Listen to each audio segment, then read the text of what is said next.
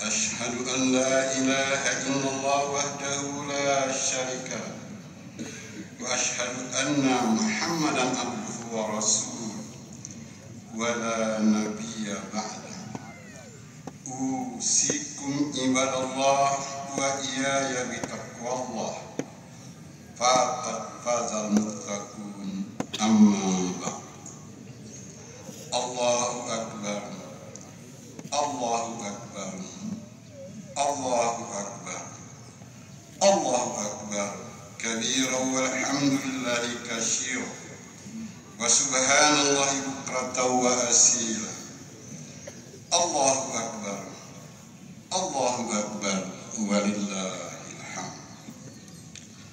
Jamaah salat Idul Fitri hamba Allah yang berbahagia, alhamdulillah di hari yang berbahagia ini kita ucapkan puji syukur kepada Allah Subhanahu wa Ta'ala yang telah memberikan kenikmatan beribadah, khususnya pada bulan Ramadan yang baru saja dilalui. Bahkan ibadah salat Id pada pagi ini. Karenanya kita berharap semoga semua itu dapat mengokohkan ketakwaan kepada Allah dalam menjalani sisa kehidupan di dunia ini. Ketakwaan yang membuat manusia bisa keluar dari berbagai persoalan hidup dan mengangkat derajat hambanya menjadi berakhlak takwa di hadapan yang Maha Pencipta. Allahu Akbar, Allahu Akbar, walillah. Semoga saja kehadiran kita dengan hati yang suci, jiwa yang bersih, semangat yang tinggi, segenap puji dan sanjung milik Allah, tempat meminta dan berharap semua hamba, wadah bernaung insan kekasihnya, mengatur hidup makhluk di jagat raya. Allah telah mengatur pergantian waktu dan masa. Waktu berputar dengan cepatnya, masa pun beredar dengan singkatnya, sehingga tiada terasa hari berganti hari, minggu pun datang dan pergi. Minggu berlalu, bulan menunggu, bulan pergi, tahun berganti, Idul Fitri pun datang kembali. Hari ini kita bersama hadir untuk melaksanakan salat Idul Fitri 1444 Hijriah. Sungguh bahagia, dengan wajah yang cerah ceria, hati yang tenang, dada yang lapang. Kita kumandangkan asma Allah. Allahu Akbar, Allahu Akbar, walillahil hamd. Salawat dan salam semoga Allah limpahkan kepada Nabi kita Muhammad sallallahu alaihi wasallam. Beliau sebagai insan pilihan manusia teladan, pahlawan muslim terkemuka, penyingkir kejahilan, pengikis keterbelakangan dan perintis ke arah kemajuan yang penuh ilmu pengetahuan. Allahu Akbar, Allahu Akbar, walillahil hamd. Hadirin jamaah Idul Fitri hamba kekasih Allah, khutbah kita berjudul akhlak takwa sebagai puncak prestasi puasa. Kita baru saja usai berperang melawan hawa nafsu, sebab nafsu atau keinginan manusia bila pandai dikendalikan akan membawa kepada kebaikan dan kemajuan. Sebab dengan nafsu yang baik atau keinginan yang terkendali, manusia selalu berupaya mengubah dan meningkatkan derajat hidupnya, memperjuangkan sesuatu yang belum ia punya, sehingga manusia terus berupaya untuk lebih maju dan lebih baik dalam kesehariannya. Hal ini senada dengan pernyataan Imam Al-Ghazali, "Man kana yaumu khairan min amsihi fahuwa rabi, wa man kana yaumu misla amsihi fahuwa khasir, wa man kana yaumu syarran min amsihi fahuwa halikun." Siapa kita hari ini lebih baik dari kemarin, maka termasuk orang-orang yang beruntung. Siapa kita hari ini sama saja dengan kemarin, maka termasuk orang yang rugi. Dan siapa kita hari ini buruk dari hari kemarin, maka termasuk orang yang celaka. I'mali dunyaka ka'annaka ta'ishu abada, wa'mali akhiratika ka'annaka tamutu qada. Berusahalah untuk duniamu seolah engkau akan hidup selamanya, dan berjuanglah untuk akhiratmu seolah engkau akan mati pada hari esok. Ibnu Umar. Allahu Akbar, Allahu Akbar, walillahil. Hadirin yang berbahagia, lantunan takbir di hari yang fitrah ini begitu membahana, menggetar jagat raya alam semesta. Takbir yang berisi pengagungan mutlak kepada Allah. Takbir untuk menyadarkan manusia dari keangkuhan dan kesombongannya, bahwa sekalipun dengan kemampuan dan kekuatan yang dimilikinya, di hadapan keagungan Sang Maha Perkasa, manusia tetap teramat kecil, remeh, dan tidak bernilai apa-apa. Manusia boleh bangga dengan pengetahuannya, merasa telah menguasai setiap penjuru angkasa dengan menjelajahinya. Namun ketika pemilik angkasa menunjukkan kekuatannya, manusia tak mampu berbuat apa-apa, seperti kasus jatuhnya pesawat beberapa waktu yang lalu. Manusia boleh congkak dengan ilmunya, menguasai setiap sudut kedalaman lautan. Namun ketika sang pemilik kekuasaan laut menunjukkan keperkasaannya, manusia seolah tak berdaya, seperti tenggelamnya kapal KR 402 Manggala beberapa tahun yang lalu. Cukuplah sebagai pelajaran bagi kita semua. Manusia boleh saja merasa hebat dengan dirinya, dengan alam dan seisinya. Namun ketika sang pemilik jagat raya menunjukkan keagungannya, manusia tak bisa berbuat untuk mengatasinya. Takbir menumbuhkan kesadaran bahwa kekuatan Allah di atas segala-galanya. Takbir menyadarkan manusia bahwa kebutuhan Allah tidak mudah bagi manusia untuk merubahnya. Takbir menyadarkan manusia dari sehebat, sekaya, setinggi apapun ilmunya, berjejer titelnya, tak akan mampu mengalahkan kebutuhan Allah. Contohnya sekecil corona saja Allah berikan, menggoyang dan merubah pola hidup manusia sedunia. Alhamdulillah itu telah terlewati. Begitu tinggi pangkat dan jabatannya seperti kasus FS, TM, namun mereka harus tunduk dengan peraturan yang mengaturnya. Musibah Kanjuruhan Stadion Mahan Malang, peristiwa yang cukup menaruh perhatian dunia sepak bola tanah air dengan gugurnya 135 anak bangsa. Gempa Cianjur yang demikian dahsyat jadikanlah pelajaran bagi kehidupan. Rektor Unila harus keluar dari jabatannya. Gubernur Papua ditahan karena ulahnya. Wali kota Bandung juga bermasalah. Pegawai pajak hidup mewah pamer, akhirnya juga menderita. Memanasnya situasi Israel dan Palestina, Rusia, Ukraina masih menyisakan masalah. Pengungsi Islam Rohingya dari Myanmar terus bertambah. Masuknya tenaga asing ke Indonesia, mereka dapat kerja. Putra-putri kita jadi pengangguran. Salah satu prestasi puasa Ramadan menjadikan insan berakhlak dan bertakwa sebagai tandanya Allah sebutkan dalam surat Ali Imran 133-134. Wasari'u ila maghfiratin min rabbikum wa jannatin arduha as-samawati wal ardh u'iddat lil muttaqin alladzina yunfikuna fis-sarra'i wad dharra'i wal kazimina al-ghaiza wal 'afina 'anil nas wallahu yuhibbul muhsinin. Bersegeralah kamu mencari keampunan dari Tuhanmu agar mendapat surga yang seluas-luas langit dan bumi yang disediakan untuk orang-orang yang takwa, yaitu orang-orang yang berinfak baik di waktu lapang maupun di waktu sempit, dan orang-orang yang menahan amarah serta memaafkan kesalahan orang lain. Dan Allah mencintai orang-orang yang berbuat kebaikan. Allahu Akbar, Allahu Akbar, walillah. Berdasarkan ayat tersebut, akhlak sebagai hasil didikan Ramadan tercermin pada 3 indikasi penting, yaitu orang yang bersedekah, berinfak, membagi hartanya di jalan Allah, baik di waktu lapang maupun sempit. Pada dasarnya harta yang kita miliki adalah kemurahan hati Allah yang dititipkannya kepada kita sementara belum benar-benar milik kita. Rasulullah mengatakan, manusia selalu berkata, hartaku, hartaku. Wahai manusia, tiadalah dari hartamu itu kecuali yang telah engkau makan sungguh telah sirna. Apa yang telah engkau pakai sungguh telah binasa.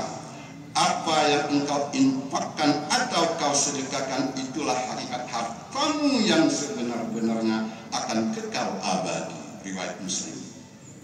Allahu Akbar, Allahu Akbar walillahi. Dari uraian di atas dapat dipetik makna. Pertama, semua harta dunia akan berakhir habis hancur binasa. Yang benar-benar milik kita, apa yang kita sedekahkan dan kita infakkan di jalan Allah, itulah milik kita yang sesungguhnya, yang dapat membawa keselamatan di akhirat kelak.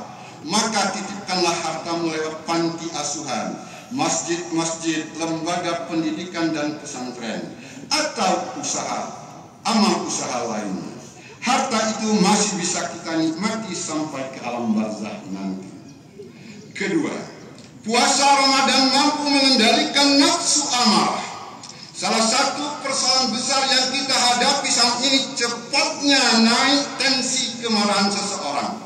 Masyarakat seperti penuh emosi yang meluap-luap, bahwa kemarahan seolah mengepung kita di mana-mana.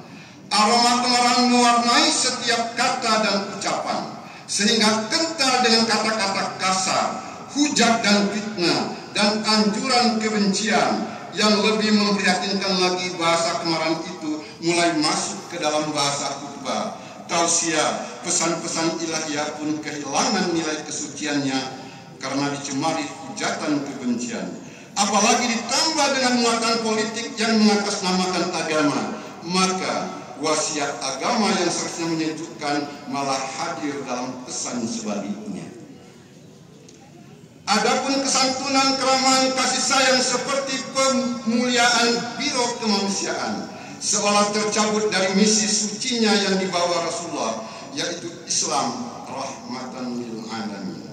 Akibatnya Islam sering disalahpahami, bahkan antipati, karena Islam ditampilkan dengan wajah sangar dan menakutkan, penuh hasutan yang angkara murka. Padahal kalau diingatkan dalam Al-Quran, bahkan Rasulullah dengan caranya yang lemah lembut dan penyayang saja, Allah telah mewanti-wanti.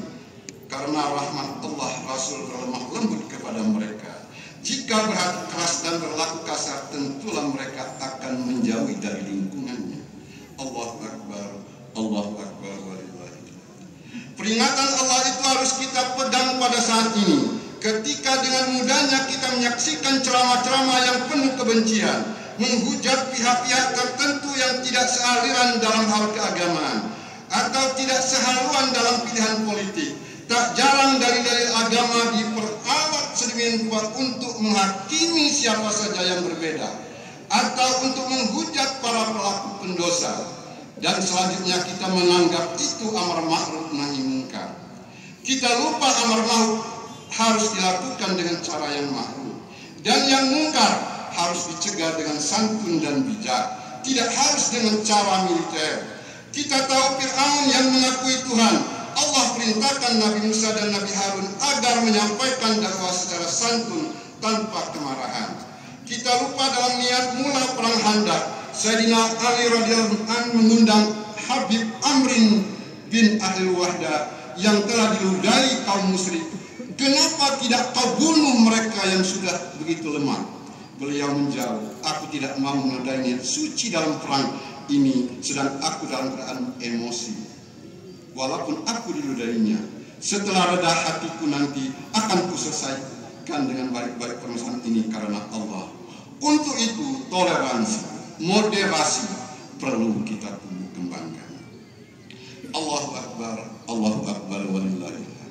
Begitu bagus sikap Sayyidina Ali, niat yang benar saja bisa rusak oleh amarah, apalagi melakukan sesuatu yang dianggap jihad, padahal hanya sebatas melampiaskan angkara mereka.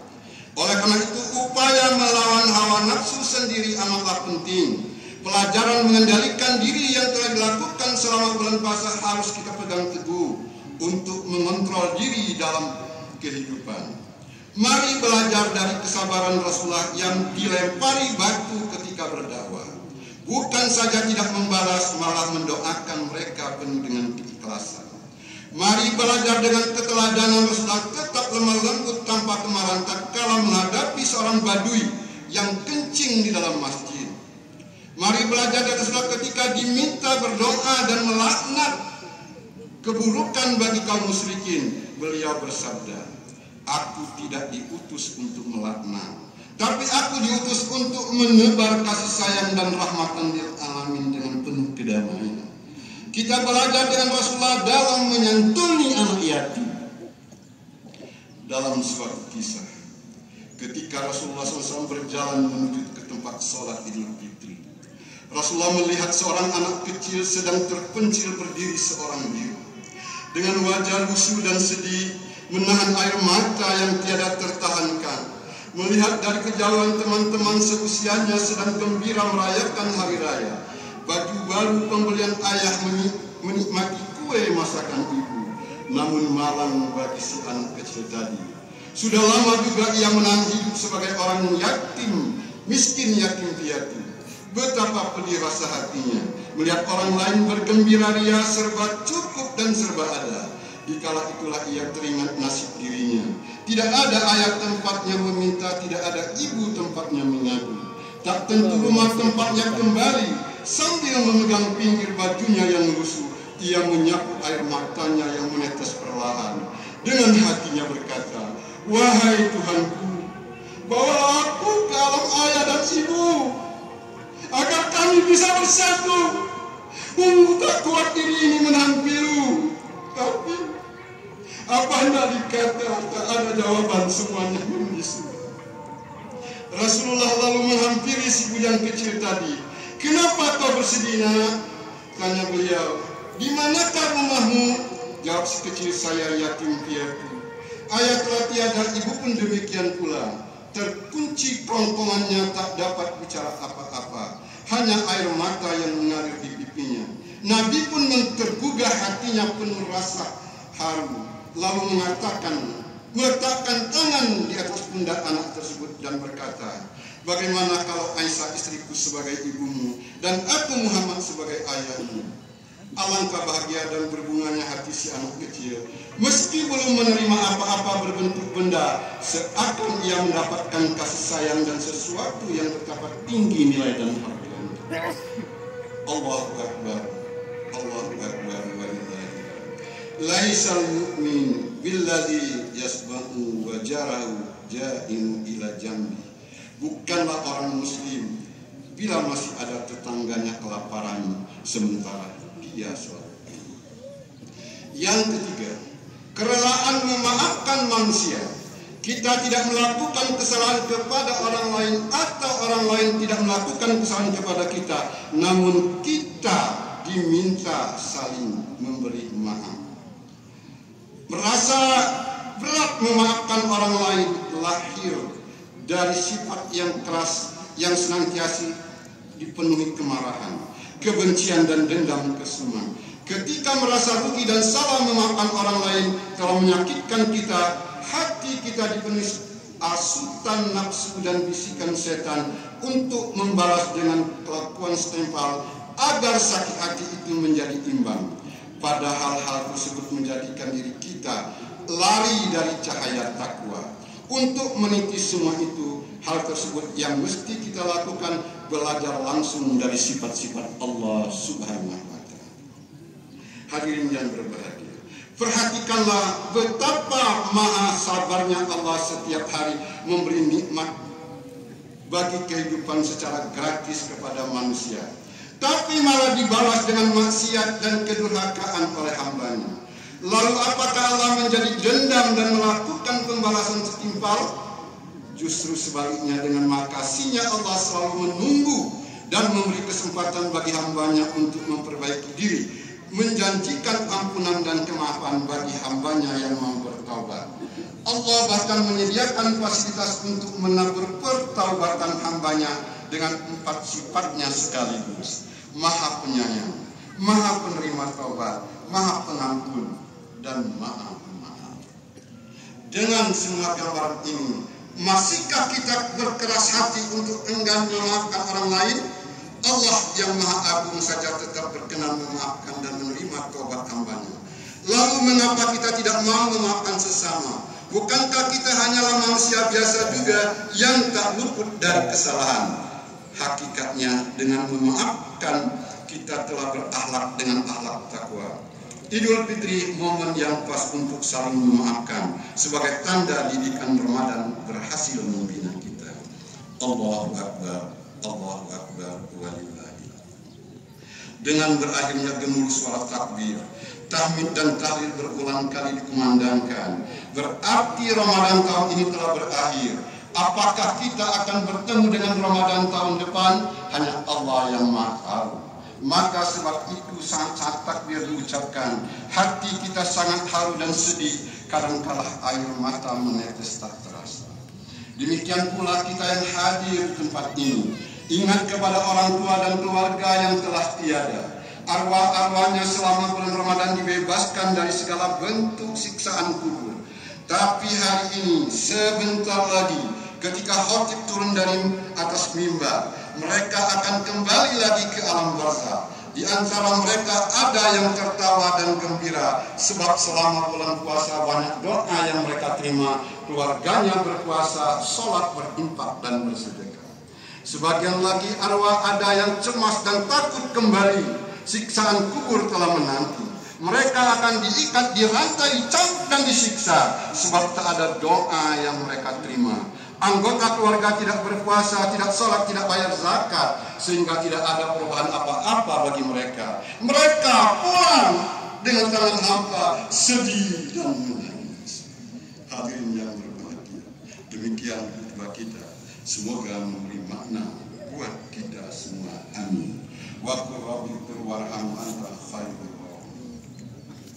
Akhirnya marilah kita menundukkan kepala seraya memohon kepada Allah, karena Dia Maha Pencipta, Maha Agung, Maha Mengetahui tentang kita semua.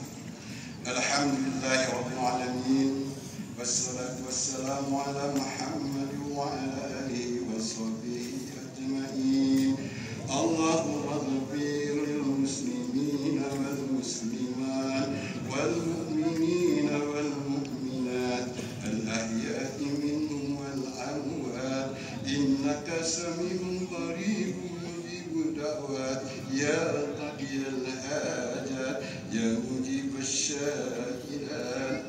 Ya Allah, ya Tuhan kami, Engkau telah memberi nikmat iman, nikmat Islam, nikmat Ramadan, nikmat Idul Fitri, nikmat umur, nikmat kesehatan, nikmat keluarga, nikmat organisasi, dan nikmat bersilaturahmi, dan berbagai nikmat lain. Kami sadar belum sempurna ibadah kami kepadamu ya Allah. Masih sangat sedikit kami berinfak dan bersedekah. Kami belum maksimal mengurus orang tua. Kami masih dipengaruhi emosi, sentimen agama, sentimen organisasi, sentimen usaha, dan sentimen lainnya. Ya Allah, ya Rabbib, Engkau Maha menjaga dan Maha mengawasi. Hindari negeri ini dari orang-orang yang rakus dan tamak. Hari ini hari fitrimu ya Allah. Engkau Maha Pemaaf, Engkau Maha Adil, Engkau Maha Penerima Taubat, Engkau Maha Pengampun. Maafkanlah kesalahan kami, kesalahan orang tua kami, para guru kami, dan para pemimpin kami. Ampuni dosa-dosa kami, tuntunlah kami ke jalan yang benar. Hindari kami dari perpecahan dan permusuhan. Ikat kuat dan persatukan kami untuk membangun negeri, memperbaiki diri, dan selalu taat perintah-Mu ilahi Rabbi. Rabbana atina fid dunya hasanah wa fil akhirati hasanah wa qina azabannar walhamdulillahi rabbil alamin. Wassalamualaikum warahmatullahi wabarakatuh.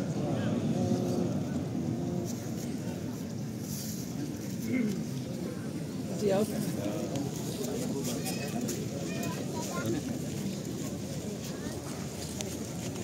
Pan.